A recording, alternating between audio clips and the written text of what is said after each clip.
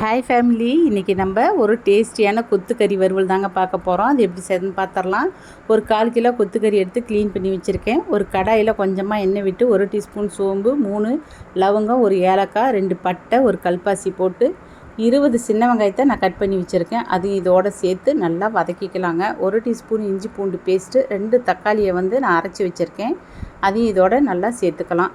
வெங்காயம் தக்காளி நல்லா வதங்கட்டும். வதங்கின பின்னாடி 1 டீஸ்பூன் மிளகாத்தூள், 1 டீஸ்பூன் மல்லித்தூள், 1 டீஸ்பூன் ஜீரக பவுட்ரு சேர்த்து இதை நல்லா வதக்கிக்கலாங்க.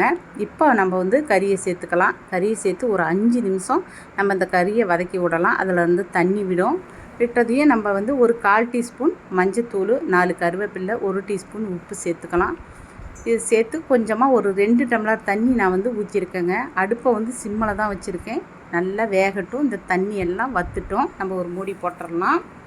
இது தண்ணி எல்லாம் வற்றி நல்லா பாருங்கள், கறி நல்லா பஞ்சு போல் வெந்திருக்கும். இந்த அளவில் நான் 1 டீஸ்பூன் கரம் மசாலா போட்டிருக்கேன். நல்லா கிளறி விட்டுக்கலாம். கொஞ்சமாக மல்லி இலை போட்டுடலாம். ஒரு ரொம்ப டேஸ்டியான கொத்துக்கறி ரெடிங்க.